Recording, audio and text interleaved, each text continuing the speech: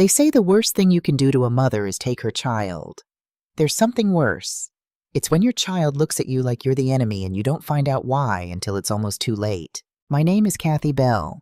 I'm 64 years old, and last spring I sat across a polished mahogany table from the man who spent 3 years of my life quietly stealing everything my husband and I ever built. He was smiling at me, relaxed, confident. He thought he'd already won, and I let him think it because in that room I was the only person who knew he had already lost. But to understand how a grieving grandmother ended up dismantling a man like Grant Sloan piece by piece, you have to go back. Back before the lawyers.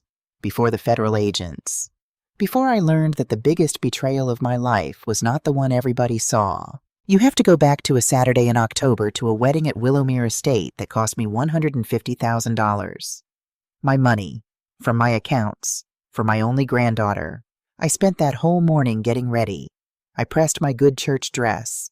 I put on the pearls Walter gave me for our 40th anniversary. I felt beautiful. I felt like somebody's grandmother on the proudest day of her life. And then my son Andre met me at the door in front of 200 people, took the guest list out of the planner's hands, looked me in the eye and said 4 words I will hear until the day I die. You're not on the list. I remember the music stopping. I remember the neighbors staring. I remember walking back down the aisle I paid for under the flowers I paid for past people I had known for 30 years, and not one of them said a single word. I went home that night, and I promised myself I was going to make my son pay for what he did to me. I was right about one thing. Somebody was going to pay. I was just wrong about who. The morning of the wedding, I was up before the sun the way I had been every day for 40 years. Old habits. When you build a business from nothing, you learn that the day belongs to whoever's awake first. I sat at my kitchen table in Cascade Heights with my coffee and my quiet, and I let myself feel happy. Truly happy for the first time in a long while. My granddaughter was getting married. I laid the pink silk dress across the bed the night before, and that morning I ironed it again anyway, running the iron slow over fabric that didn't have a wrinkle in it, because my mother taught me that you press your good things twice before a big day. I clasped on the pearls Walter gave me those pearls for our 40th in a little velvet box he'd been hiding in the tool shed for a month like I wouldn't find it. I dabbed on the perfume I only wear for weddings and funerals. And I stood in the mirror, and I thought, Kathy Bell, look at you. I wish I could tell that woman in the mirror what was coming. I wouldn't. She deserved that one good hour. Let me tell you who I am so you understand what walking me out of that wedding really cost. In 1979, Walter Bell had one truck. One. A rusted-out Ford with a bad clutch and a tarp instead of a back door, and a dream that a black man in Atlanta could build things that lasted. I had a shoebox of receipts and a head for numbers. That was the whole company. Bell contracting the two of us working out of a kitchen not much bigger than the one I was sitting in that morning. The bank on Cascade Road turned us down for our first loan. I still remember the man's face, polite, sorry, nothing personal, Mrs. Bell. We got the money another way, the hard way, one job at a time, and we paid cash for our first rental house in 1984, because we'd both decided we were never walking into that bank hat in hand again. Walter poured the driveways. I ran the books. And I ran them tight. Walter used to say I could hear a penny go missing from across the county.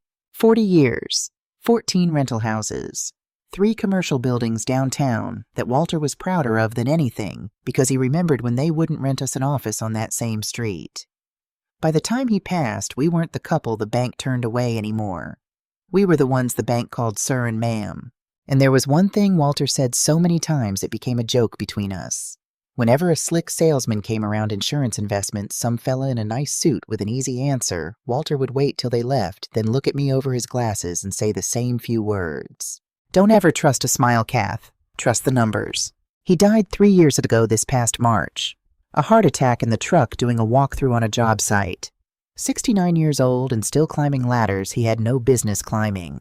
They told me it was quick. I don't know if that's a comfort or just something people say.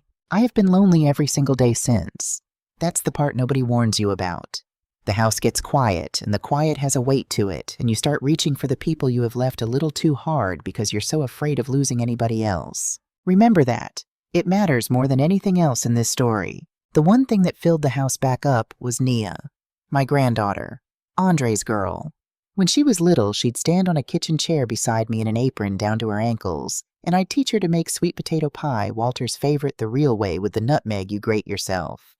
She'd get filling on her nose, and I'd wipe it off, and she'd say, "Grandma, when I get married, you're gonna make 40 pies. I told her, "Baby, I'll make 80. So when Nia got engaged, and my son sat in my living room and told me they wanted to give her the wedding of her dreams, there was never a question in my mind. I would have given her the moon. I very nearly did. For 6 months, my life revolved around that wedding. Andre and Simone would come by on Sundays. Simone is my daughter-in-law. She's a nurse, works nights at Grady, one of those tired, decent women who carries the whole world and never mentions it. She'd sit on my couch, not saying much. Andre did the talking. And here is the thing I noticed but didn't understand. My son was anxious. Not excited anxious the way a father gets planning his daughter's wedding. Something underneath it. He talked fast. He kept checking his phone. When I'd say, "Slow down, Andre, we've got time," he'd smile a smile that didn't reach his eyes and say, "No. Mom, we really don't." I put it down to money. I figured he was embarrassed to be asking me. So I made it easy. I always made it easy for Andre. That was my mistake, and I made it his whole life. Somewhere in those months, Andre started bringing a name into every conversation. Grant Sloan. "Grant thinks we should book Willowmere." "Grant's handling the accounts now, Mom. He's really taken a lot off my plate." "You should meet Grant." So I did. Grant Sloan came to a Sunday dinner in a suit that cost more than my first car, with silver at his temples and a handshake like warm bread. A financial advisor, an estate planning specialist, Andre said, like it was a title you bowed to. Sloan complimented my house. He complimented my pie. And then, halfway through dinner, he set down his fork and looked at me with the kind of soft, knowing warmth you'd swear you could bank. "You know," he said, "Walter and I crossed paths back in the day. Fine man, one of the finest. I was so sorry to hear." I smiled and thanked him. And I want to be honest with you, because this is the part I've gone over 1,000 times since. Something in me went still. Walter told me about everybody. 40 years of dinners, 40 years of him narrating every handshake he ever made, and he had never once said the name Grant Sloan. But my son was looking at me across that table, hopeful, wanting me to like this man who'd taken so much off his plate. And I was a lonely widow who wanted to keep her boy happy. So I did what women like me are trained to do our whole lives. I ignored the still quiet thing in my chest. I passed Mr. Sloan the greens and I let it go. There was one more thing, and I only put it together much later. A few months before the wedding, Sloan sent over a document, a rental portfolio consolidation. He called it something to simplify the tax picture on the rental houses. Andre swore it was routine, just paperwork, and that Grant handled this kind of thing in his sleep. I signed it at my kitchen table without reading every page. Me, Kathy Bell, who could hear a penny go missing from across the county. I signed it because my son told me to, and I was so grateful he was letting me help. I do remember one small thing snagging in my mind as I signed. Something Walter used to say about the downtown buildings back when he was setting things up in his careful way near the end. "The buildings downtown are handled separate, Kath. Don't you ever fold those in with anything?" I remember his voice being unusually serious when he said it. I didn't know why it mattered. I signed the rental paperwork and I set that thought down. I wrote the checks. All of them. Willowmere the caterer, the flowers, the dress that cost as much as a used truck. $150,000 from the accounts Walter and I built with our own 2 sets of hands. Every receipt had my name on it. Every vendor knew me by my first name by the end. I was the reason there was a wedding at all. Hold on to that. Willowmere Estate on that October afternoon took my breath away, and I had paid for it, and it still took my breath.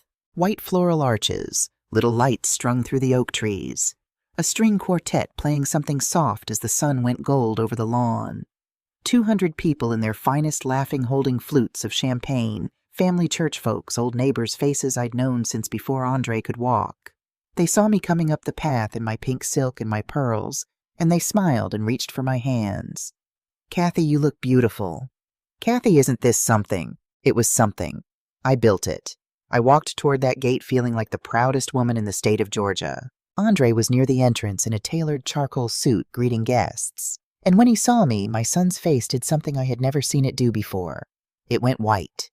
Not cold white, like a man who's seen the thing he's been dreading walk up the path. "Mom," he said, "what are you doing here?" I laughed. I thought it was a joke. "What am I doing here, boy? I'm coming to my granddaughter's wedding." He didn't laugh back. He reached over and took the guest list right out of the planner's hands, and I watched him hold it, and his hand was shaking. My son's hand was shaking so badly the paper trembled. "You're not on the list," he said. The quartet was still playing. Then it wasn't. It's strange what you notice. I noticed the music stop one instrument at a time like the whole afternoon was holding its breath. 200 people went quiet behind me. I could feel every eye. Andre. I kept my voice low just for him. What is this? And here is the moment I have played back more times than any other. He leaned in close enough that only I could hear, and his eyes weren't cruel. His eyes were terrified. And he whispered, "Please, Mom, not today, please. Not get out. Not you're an embarrassment, please." Twice. Like a man begging. I didn't understand it. How could I? I was standing in front of 200 people with my son telling me I wasn't welcome, and all my mind could hold was the shame of it. So I missed what his eyes were doing. And I missed something else, too, the way his gaze kept flicking just for a half second at a time to a man standing back by the bar. A man I didn't know. Older silver at the temples in a gray suit holding a drink he wasn't drinking, watching my son with the patient attention of a man watching an employee pass a test. When Andre said the words, that man gave the smallest nod. I saw it, and it didn't mean anything to me. It would mean everything later. And then there was Simone. My daughter-in-law had turned away when I walked up, and in that moment I read it as shame as her taking Andre's side, unable to look at me. But as I finally turned to go, she stepped in close quick and pressed something into my hand. A small square of folded paper. Her fingers closed my fist around it and held it there 1 second too long, and her eyes, I didn't look at her eyes. I was too busy dying inside. I felt the paper, and in my humiliation and my fury, I crushed it in my fist without a glance and let my hand drop. I straightened my mother's pearls. I looked at my son, and I found the last of my dignity, and I used it. "All right, baby," I said, calm as Sunday. "If I'm not on the list, I'm sorry for the trouble." And I turned and I walked back down the path. 200 people parted to let me through like I was carrying something catching. Nobody touched me. Nobody said my name. I walked out under the arch of white flowers I had paid for to the sound of music I had chosen away from a celebration I had built out of my own 2 hands and 40 years of not walking into that bank hat in hand. The cab I'd taken was still idling at the bottom of the drive. The young driver leaned over as I got in. "Forget something, ma'am." "Yeah," I said. I forgot what kind of son I raised. He had the good grace not to ask another thing the whole way home. The house was so quiet when I walked in. I took off the pearls first. I don't know why that was first, but it was. Then the dress, I stepped out of it and left it in a pink puddle on the bedroom floor, and I looked at it lying there and it looked ridiculous. An old woman's dress-up, a costume for a party I'd been thrown out of. And then, because there was no one left to be strong for, I sat down on the edge of my bed and I let it come. But it didn't come as anger. That's what I want you to understand, because I've heard how these stories go, and people always think the woman goes home and turns to steel that same night. I didn't. I turned to doubt. I sat on that bed and I asked myself the question every mother is afraid of. What did I do wrong? Had I spoiled him? Made everything too easy his whole life until my own son couldn't stand the sight of the woman who paid for it? Was I an embarrassment, old out of touch? A pink silk relic he had to keep in a back room so his fancy new life would photograph clean. I looked across the room at Walter's picture on the dresser, that crooked smile, and I said out loud, "Walter, what did I do to that boy?" I picked up the phone to call Andre. God help me, I did. I was going to apologize. That's how deep it ran. I was ready to say sorry to the child who'd just humiliated me if it meant he'd love me again. My thumb was over his name, and then something older than the hurt sat up in me. The woman who ran the books. The woman who could hear a penny go missing. She looked at that phone and she said very quietly, "No, not tonight." Tonight, you think? Because a small thing was bothering her. 2, actually. The first, my son's hand had been shaking. You don't shake when you're being cruel. You shake when you're afraid. The second I couldn't name yet. Just a splinter. Just a feeling that the numbers of this day did not add up, and I had spent 40 years trusting that feeling. I set the phone down. I went into Walter's old study and I opened the file cabinet and I took out a cream folder I'd labeled in my own hand months ago, Nia's wedding. Every contract, every invoice, every wire transfer, my name on all of it. I set it on the desk under the lamp and I sat down in Walter's chair and I told myself I would start in the morning by calling Delia Booker, who'd been our lawyer for 30 years, and would know how a woman gets her dignity back. I thought that was the whole story. A cruel son, a wronged mother, a reckoning coming. I had no idea. I was sitting on top of the truth and I couldn't see it yet. I found it because I got cold. The study runs chilly at night, and I'd left my coat over the chair by the door, the same coat I'd worn home from Willowmere. I reached over to pull it around my shoulders, and my hand went into the pocket, and my fingers closed around a little wad of paper. The paper Simone had pressed into my fist. I'd shoved it in my pocket without a thought and forgotten it entirely. I smoothed it out flat on Walter's desk under the lamp. It was a torn corner of a wedding program, and on the blank back in Simone's small, careful nurse's handwriting, rushed pressed so hard in places the pen had nearly gone through. Mom, call me from a phone that isn't yours. It's not what you think. Please don't be angry at him. Simone, I read it 3 times. It's not what you think. Please don't be angry at him. Call me from a phone that isn't yours. I sat very still, because none of that was the note of a woman who just watched her mother-in-law get humiliated and been glad of it. That was a warning. That was a woman scared enough to scribble on a scrap of paper and slip it into my hand while everybody was watching, and to tell me specifically not to use my own phone. Why on earth would my phone matter? I didn't know. But this splinter I couldn't name an hour ago turned just slightly and caught the light. And that's when I remembered the other thing. 3 weeks back, my bank had sent an alert to my phone, something about a lien recorded against one of the rental properties. I'd frowned at it for about 10 seconds, decided it had to be a glitch or a mix-up, and swiped it away. I hadn't taken any loan against any property. That kind of thing didn't happen to me. I kept my numbers clean. I hadn't thought about it again. Now I sat in my dead husband's chair with my daughter-in-law's frightened handwriting flat under my hand, and I let those 2 things sit side by side in the lamplight. A warning I wasn't supposed to trace back to myself. A debt I never signed for. I didn't call anyone. Not yet. I want to be honest about that. I didn't leap up and solve it. I just sat there a long while in the cold and the quiet, and let the shape of something start to rise up out of the dark. For the first time since Willowmere, I wasn't ashamed. I wasn't even angry. I was afraid, and I didn't yet know of what. I didn't sleep. I sat with Simone's note until the sky went gray, and by the time the drugstore on Cascade opened at 8, I was standing at the door. I bought a cheap prepaid phone. $39, the kind you activate with a card and a code, the kind that isn't in anybody's records. I sat in my car in that parking lot, and I set it up with my reading glasses on an old woman poking at a plastic phone, and if you'd told me a week before that I'd be doing this, I'd have laughed in your face. Call me from a phone that isn't yours. So I did. Simone picked up on the first ring like she'd been holding the phone in her hand for hours. Mom, her voice was already breaking. Is this, please tell me this is you? It's me, baby. New number, like you said. And my daughter-in-law started to cry. Not gentle crying, the kind that's been held down so long it comes up sideways. It took her a full minute to get words out, and when they came all at once. I have been trying to tell you for 6 months, she said. I swear before God I have tried. That smile you saw on my face at that wedding, Mom, I was biting the inside of my cheek so hard I tasted blood. Because if I cried, if I so much as looked at you the wrong way, he would have seen. I have been screaming at you inside my head to look at me, and you couldn't, and I don't blame you, baby. I don't. Simone, I kept my voice steady the way you do for a frightened patient, and she's a nurse, so she knew what I was doing, and it slowed her down. Simone, start at the beginning. Who is he? Grant Sloan, she said. And she said the name like it was something that lived under the house. Here is what she knew. Not all of it I'd learn later, that Andre had kept his own wife in the dark about the worst of it to protect her. He said the way he'd told himself he was protecting me. But Simone knew the shape. There was a man who'd wrapped himself around their finances about 2 years ago.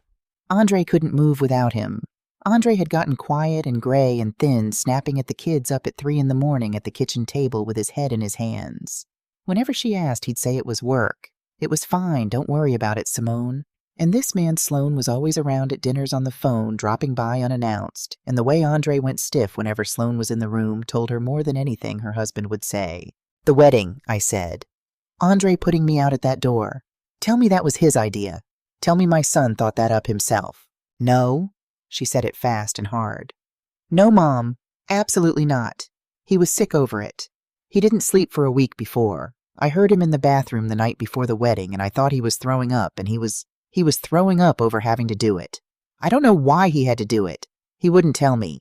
But it was not his idea, and it about killed him. I sat there in my car, and I felt the ground I'd been standing on for a day quietly turn over. The woman I'd walked away from at that wedding, the smirking daughter-in-law I'd catalogued as an enemy, She'd been standing in a burning house holding a note trying to get it into the hand of a woman too hurt to look at her. "Simone," I said, "listen to me now. I need you to do one thing, and then I need you to stay away from all of it and keep those babies safe.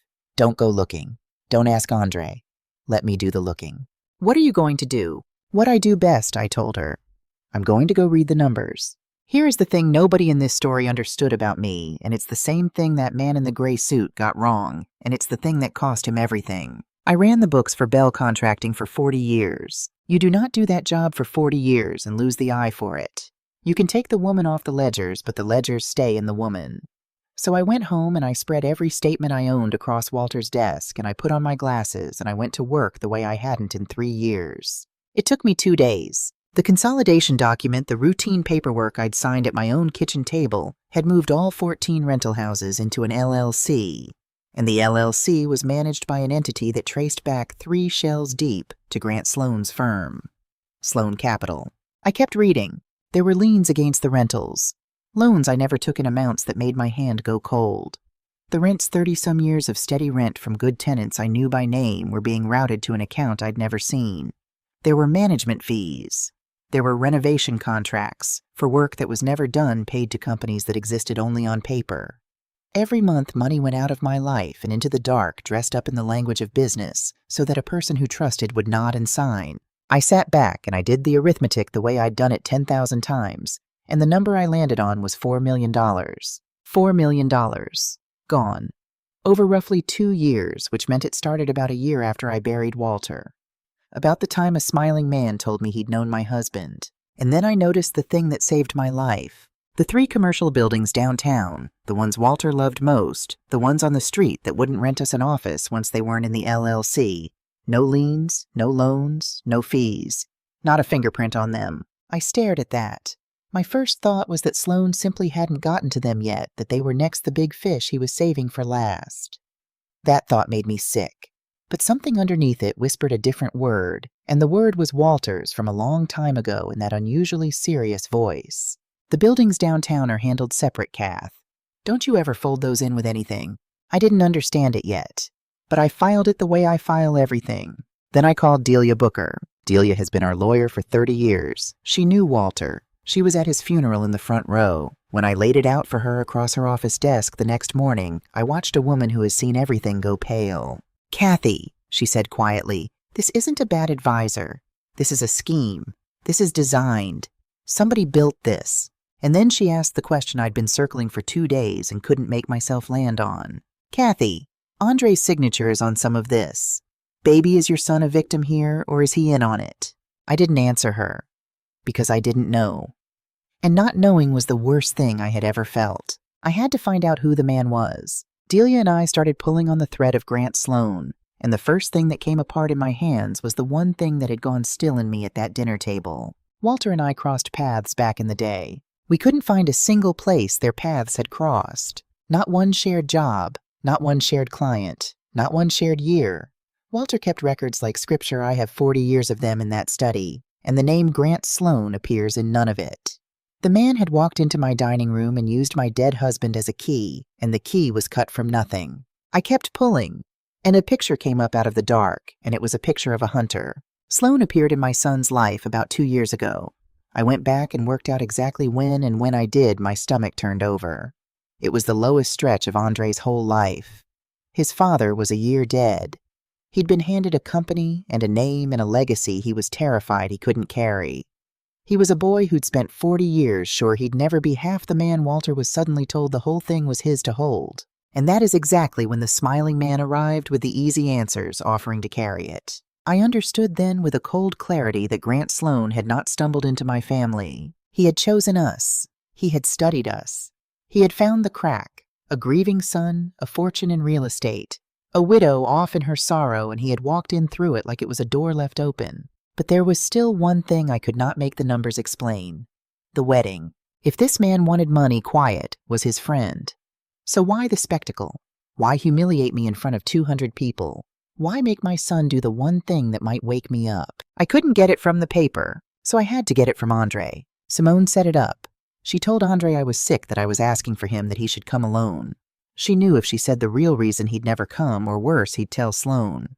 He came on a Thursday evening, and when my son walked into that study and saw the papers spread across his father's desk, every statement, every lien, every shell company laid out in my hand, he stopped in the doorway like a man who's walked into the wrong room and all the color went out of him again, the same white I'd seen at the gate. "Mom," he said, "what is this?" "You tell me," I said. "Sit down, Andre." He didn't sit. He stood there and he came apart slow at first, and then all at once the way the money had. And the truth came out. Grant Sloan had chosen him on purpose. Sloan knew there was real money in this family. He knew the son ran the day-to-day and the son was drowning. And he knew one more thing, the thing Andre said with his eyes on the floor. "He said you were the problem, Mom." Andre's voice was barely there. "From the very beginning. He said your mother did the books in that company for 40 years. She'll smell me inside a month. We have to get her away from the money and away from you, or this doesn't work." I sat very still. The whole scheme had one weak point, and the weak point was me. So the plan was never only to rob me. The plan was to isolate me. Pull Andre in tighter until he depended on Sloan for everything and use that dependence to pry me loose from my own son. Every time I'd asked Andre a question over those 2 years, every small "how are the rentals doing, baby," Sloan had leaned on him harder. "She's sniffing. Prove to me you've cut her off. Prove she has no say anymore, or the whole thing comes down on you, on Simone, on the kids." And the proof Sloan demanded, the final test of my son's loyalty, was a public one. "He wanted everybody to see it," Andre whispered. "He said if I put you out at the wedding in front of everyone, then he'd know, and you'd know, and the whole family would know that you didn't have a voice in this anymore." He was there, Mom. He made me buy him a seat. The man in the gray suit by the bar. He came to watch me do it. The gray suit, the little nod, the half-second flicks of my son's eyes. I put it together, then all of it in one long silent moment. My son didn't throw me out of that wedding because he was ashamed of me. He threw me out because a stranger told him it was the only way to keep me safe. I didn't say anything. He didn't either. The lamp hummed. Somewhere outside a dog was barking, and it seemed very far away. Then Andre said the one thing that explained it all. Sloan had convinced him that if I ever pushed, ever pulled a thread, the whole house of debt would collapse on the family, that Sloan could and would take everything the wedding included and leave Nia's day and Simone's home and the kids' future in the wreckage. So my son did the math a frightened man does. He chose the cruelty that broke my heart over the ruin he believed would break all of us. He was wrong. God, he was wrong. But he was not, and had never been, ashamed of me. I told Andre to go home to his wife. I don't remember exactly what I said. Something steady, something that let him leave without falling down. I had spent his whole life making things easy for him, and I did it one more time on the worst night of both our lives, because that's what I am. Then I closed the door behind my son, and I turned around in that study, and the floor came up to meet me. I sat down right there on the rug among Walter's papers, the way I hadn't sat on a floor since I was a girl. And for the first time since the day we buried him, I let myself howl. It wasn't for the money. I want you to understand that. The money I could chase. Money is just numbers, and I have never in my life been afraid of a number. It was the 3 years. 3 years I had spent grieving my husband, and grieving, I thought, a son who had stopped loving me. 2 of those years a stranger had been sitting at my dinner table, eating my food, praising my pie, using Walter's name like a crowbar, and I had passed him the greens and thanked him for taking so much off my boy's plate. He had watched me cry at Christmas and marked it down as good for business. He had fed on the lowest, softest, most broken part of me, a widow's loneliness, a mother's guilt, and he had grown fat on it, and I had never once felt his teeth. And I had paid him. That was the part that folded me in half. I had written a check for $150,000 and thrown the most beautiful party of my life, and the party was a trap, a stage built so a man in a gray suit could watch my son cut me loose. I funded the knife. I catered it. I strung the lights. And underneath all of it, the coldest thing of all, if Simone hadn't been brave enough to scribble on a scrap of paper, if she hadn't pressed it into my fist while everyone watched, if I hadn't gotten cold in that study and reached into that coat pocket, I would have signed the rest away in my grief. I would have let them tell me I was a foolish, forgetful old woman. And I would have gone to my own grave believing that my only son looked me in the eye and threw me out because he was ashamed of the sight of me. That is what Grant Sloan almost took. Not the buildings, not the $4 million. He almost let me die not knowing my son still loved me. I stayed on that floor a long time, And somewhere in the middle of it, the crying changed. I felt it before only once the night after Walter's funeral, the moment grief burns all the way down and hits something at the bottom that doesn't burn. I wiped my face. I got up off that rug 64 years old with my knees complaining and my husband's papers in my hands. I had spent 3 years thinking my family had stopped loving me. The truth was so much worse, and I was going to make the man who wrote it wish he had never heard the name Bell. I want to tell you that I planned it all that night on the study floor, cold and clear, like they do in the movies. I didn't. That night I just decided one thing: I was done being handled. The plan came slower over the days after, and it came differently than I expected, because somewhere in the wreckage my anger had changed shape. When I first read those numbers, all I wanted was to burn Grant Sloan down. But you cannot aim a fire. And I had learned something reading those statements that I could not unlearn. My son had signed things. My son was in it legally up to his neck, whether he meant to be or not. If I brought the roof down on Grant Sloan the loud way, my son would be standing under it. And there was more. Because when Delia and I went looking for Sloan, we didn't just find a man. We found a method. And a method means you are never the only one. So the thing I wanted stopped being revenge somewhere in there and became something colder and steadier and much harder to stop. I wanted him finished. Him and the machine he'd built, and I wanted every dollar he'd ever eaten to come back up. I called Delia and I said, I don't want to sue him. I want to catch him. There was a pause on the line, and then my lawyer of 30 years said the thing that told me she was all the way in. Then we do it quiet, Delia said. And we do it right. Come to my office. Bring Walter's files, the old ones. The ones from before he passed. I asked her why the old ones. Because, she said, there's something in them you were never supposed to need. And I think it's time you knew about it. I have to stop the story here and tell you about my husband one more time, because this is the part where he reaches out of the ground and saves my life. In the last year before Walter died, he got careful in a way I didn't understand at the time. Quiet meetings with Delia, papers he'd sign at her office instead of the kitchen table. When I asked, he'd wave it off, just tidying up. Kath, a man my age ought to. I let him have his tidying. I had no idea what he was doing. What he was doing was building me a wall. Delia laid it out across her desk that morning, and I put on my glasses and I read my dead husband's handwriting, and I had to stop twice to breathe. Walter had taken the 3 commercial buildings downtown, the crown jewels, the ones on the street that once wouldn't rent us a room, and in 2022 he'd placed them into an irrevocable trust. 1 trustee, 1 beneficiary. Me, not the company, not Andre, not any LLC that ever could or would exist. Mine walled off, untouchable by law. And he'd done it the careful way. No fanfare, no bank officer, no wealth advisor in the loop, just Walter and Delia in this office with the door shut. He never even told Andre it existed. I used to think that was strange, a father keeping a thing like that from his own son. Sitting in that chair, I finally understood it. Walter loved Andre. Walter also knew Andre knew our boy was soft, where the world is hard, knew he could be led. So he built the wall and told no one who could ever be leaned on to talk. That is why Grant Sloan, who studied my family like a book, never saw those buildings. He pulled everything he knew through Andre, and Andre didn't know. The most valuable thing we owned had been invisible to the hunter from the very first day, because a dying man had the foresight to make it so. There was a letter, too, sealed in Delia's safe, dated 2022, before Sloan ever set foot in my dining room, so it never names him. Delia slid it across the desk and left the room so I could read it alone. Kath, if you're reading this, I'm gone, and I'm sorry for that, I truly am. Listen to me now. When I'm gone, men are going to come around. They'll have nice suits and easy answers, and they'll be so sorry for your loss. Some of them will even say they knew me. Don't you trust a single smile, Kath. Trust the numbers. You always could read them better than any man I ever met. And don't you let anybody, not a stranger, not your own son, not your own grief, tell you different. You already know everything you need to know. You always did. Walter. I sat in Delia's office and I cried for the 2nd time that week, but it was a different kind of crying. It was the kind you do when you find out you were never as alone as you thought. Don't you trust a smile. Trust the numbers. 40 years he said it as a joke. He left it for me as a weapon. Then Delia and I found out how big the machine really was. We started with the property records public, if you know how to read them, and I have been reading property records since before that girl at the county office was born. We looked for the pattern transfers around Atlanta in the last few years, tangled up with shell companies that traced back to Sloan Capital.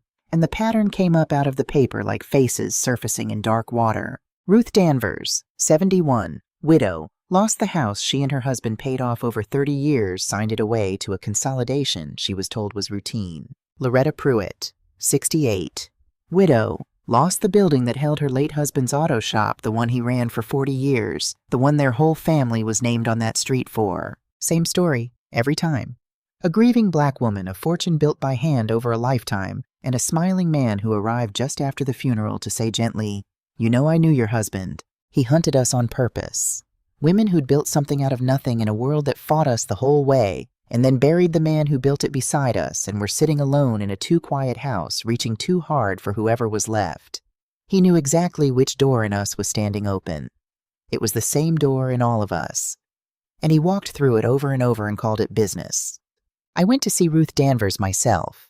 I sat in her kitchen. She was living in a rented room by then at 71, and I held that woman's hand while she told me she'd stopped telling people what happened because she was ashamed. Ashamed like she was the one who'd done wrong. I told her what I have come to believe with my whole heart. "Miss Ruth," I said, "you did not get robbed because you were foolish. You got robbed because you loved somebody, and grief is not a character flaw. He is the criminal, not you, never you." And I made her a promise in that rented room, and I made the same one to Loretta Pruitt 2 days later. When we had it, my file Ruth story, Loretta's the paper trail, and 30 years of Delia Booker's good name behind it, that's when we walked it into the office of a woman named Agent Danielle Foster, Financial Crimes. Not a lonely widow with a hunch. A documented, organized, multi-victim pattern of fraud against the elderly tied up in a bow. Agent Foster read for a long time. Then she looked up at me and said, "Mrs. Bell, how would you feel about helping us make sure he never does this to anyone again?" I said, "Agent Foster, I have been waiting 3 years for somebody to ask me that." Here is the problem we had, and I want you to see it clearly, because it's the reason I couldn't just call the police that first night. If we moved loud, Sloan would liquidate everything he could reach and be in another state under another name before the ink-dried men like him always keep a door open behind them. And my son would be left holding the paper. Andre had signed. In the eyes of the law, on the wrong day, my boy could go down as a partner instead of a victim. So we needed Sloan to walk into it himself. We needed him confident. We needed him closing. And as it happened, he was about to, because the last piece of Sloan's plan was the big one, force the sale and transfer of the whole Bell portfolio, cash out and vanish. He believed he controlled all of it through Andre and through the LLC and through a foolish, forgetful old woman he'd already watched get turned away at her own granddaughter's wedding. He thought I was beaten. He thought I was gone. So we let him keep thinking it. Andre came in with us all the way in. Agent Foster explained to him plainly that cooperation was the only road that didn't end with him in a cell, and my son didn't even hesitate. I think he'd been waiting 3 years to be allowed to do the right thing. He would wear a wire. He would tell Sloan the last obstacle was handled, that his mother had finally agreed to sign, that the old woman was defeated and ready to consolidate the last of it. And Sloan would come to a meeting to collect his prize. I would be there, playing exactly the woman he thought I was. It is a strange thing to sit across a table and let a man believe he has destroyed you. I'd had practice, though. I'd done it at a bank on Cascade Road in 1979, and I'd built an empire out of what that man underestimated. I could do it one more time. There was one more thing I found getting ready for that meeting, and it took the last of the innocence out of me. I was going through Sloan Capital's records, the ones Foster's people pulled, cross-checking names, and I came across the company's payroll. And there near the bottom on the list of junior analysts was a name I knew. Bryce Turner, my granddaughter's husband. Nia's Bryce. The young man in the wedding photos I paid for kissing my grandbaby under an arch of flowers I bought. He worked for Grant Sloan. I sat back and I made myself remember slow the way it happened. And it came to me how Nia met Bryce. It was at one of those dinners a year and a half before the wedding. Sloan had brought a bright young man from the office, along Hope You Don't Mind Andre, and seated him near Nia and smiled his warm-bred smile while the two young people laughed. I don't believe it was some grand arranged marriage out of a soap opera. I've thought about it a great deal, and I think the truth is quieter and colder than that. I think Bryce was an opportunity, and Grant Sloan never let an opportunity pass. A young man of his married into the family was one more thread in his hand, one more set of eyes at the table, one more knot tying the bells to him. He didn't force it. He just planted it and watered it and smiled. And my Nia, my baby, standing on a kitchen chair in an apron down to her ankles, knew none of it. Not one thing. She fell in love the way you're supposed to, with her whole open heart. She was never anything but a good girl who trusted the people around her, and the people around her had a wolf in them she couldn't have seen. I didn't tell her. Not then. There's a mercy in timing, and hers hadn't come. But I understood finally the full shape of what that wedding had been. I hadn't just paid $150,000 to be humiliated. I had paid it to tie the last knot in the net that was closing around everything Walter and I built. He used my granddaughter's wedding to tighten the noose. I stopped being sad about that somewhere in the middle of the night. Sad was behind me now. We met in a conference room downtown Delia's building, a room with a long table and a wall of windows. Grant Sloan chose the time himself. He liked to feel in control of the details. We let him. He came in like a man arriving at his own coronation, silver at the temples, a suit that cost more than my first car. That handshake, like warm bread offered to me across the table with a look of such gentle, patient pity that I nearly forgot to play meek. I nearly stood up and slapped it off his face. But I didn't. I sat there small in my chair, an old woman in a cardigan, hands folded, eyes down. Andre sat beside me, pale, doing his part. Delia had the papers ready. "Mrs. Bell," Sloan said, settling in, spreading his hands. "I want you to know none of this was ever personal. This is just how these things go at a certain point in life. It's a lot to manage. You should be relieved." He slid a thick stack of transfer documents across the table toward me and uncapped a heavy silver pen and held it out. "Sign here and it's all off your plate. Let the grown-ups handle it now." Let the grown-ups handle it. I looked at that pen for a long moment. Then I looked up at him, and I let the old woman fall off me like a coat. "You know, Mr. Sloan," I said, my husband had a saying. 40 years, every time a man in a nice suit came around with an easy answer, Walter would wait for him to leave, and then he'd say the same thing. I set my hand flat on top of the documents so he couldn't pull them back. "Don't ever trust a smile. Trust the numbers." Something flickered behind his eyes. Just a flicker. "I ran the books for our company for 40 years, Mr. Sloan. 40. I can follow a number across a page in the dark. So let me tell you the numbers I've been following." I didn't raise my voice. I have never had to raise my voice. "You took $4 million. You put liens on 14 houses my husband and I bought with our own hands. You turned my son into your puppet, and you used a stranger's grief for a dead man like a key to my front door." I leaned in. "But you missed one thing. You spent 2 years learning everything there was to know about the Bell family. And you never once learned that the 3 best buildings we own were never my son's to give you, because a dying man put them somewhere your smile could never reach." I nodded to Delia.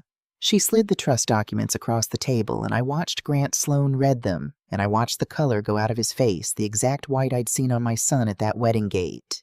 I confess I enjoyed that. "You're bluffing," he said, but his voice had changed. "This is one old woman's word against—" "No," said a voice from the door. "It isn't." Agent Danielle Foster stepped in, and behind her came 2 more, and behind them came Ruth Danvers and Loretta Pruitt, walking in slow and dignified on their own 2 feet, and Grant Sloan looked at those 2 widows' faces and understood finally that he was not the smartest person in the room, and never had been. Foster set a hand on the back of his chair. "Grant Sloan, you're under arrest for wire fraud, elder financial abuse, and conspiracy. And Mr. Sloan," she almost smiled, "we've got you on tape. Every word you just said to this lady. Thank you for being so thorough." They stood him up and put the cuffs on him, right there in that conference room in front of everyone in the middle of what he thought was his coronation. And I stood up too, because I had earned this one thing, and I said it quiet just for him, the way he'd made my son say his words quiet at that gate. "You wanted a whole room full of people to watch me get turned away at a door, Mr. Sloan." I let him see my face. "Take a good look. This door's yours." They walked him out. Nobody parted to let him through like he was carrying something catching. They just watched him go. The takedown is the part everybody wants to hear. But it's not the part that healed me. That came on a Tuesday a few weeks after, when my son came to the house. Andre came up the walk the way he used to come home from school when he'd done something wrong. Quiet hands in his pockets, not sure he was still allowed inside. I stood in the doorway and I let him stand there a long moment. I had rehearsed 100 cold things to say to him over 3 years. Not one of them came. "I looked at the numbers first," I told him, "just like your father taught me. And you know what the numbers told me, Andre? They told me my son took a loan he couldn't pay trying to build something bigger than his daddy ever built, because he thought that was the only way in this world I'd ever be proud of him." My voice broke on it. You fool! You beautiful fool! I have been proud of you since the day you drew breath. And my son broke. 44 years old, breaking on my front step like a boy. At the door, Mom. He could barely get it out. I kept saying please. I was trying to get you to leave before he could. Every night since I hear your shoes on that floor walking away from me. I'd have taken anything. Any punishment. I just couldn't stand there and watch him hurt you. And I finally understood the words I'd carried like a stone in my chest for 3 years. Please, Mom, not today. Please. Never contempt, never shame. A son standing between his mother and a wolf, with the only weapon a cornered man had left her own leaving. I did not tell him it was okay, because it wasn't. I will carry that gate to the end of my days, and so will he. And there are things between a mother and a son that don't get erased, they just get survived. I made him say all of it. I made him sit in it. That's the part these stories skip, and it's the part that's real. Forgiveness that costs something isn't a moment, it's a long road, and we were only standing at the start of it. But I crossed that doorway, and I put my hand on the back of my son's neck the way I did when he was small, and the world was too big for him, and I held him while he wept in the house his father built. We're going to fix it, I said. The numbers and the rest of it. All of it. That's what this family does.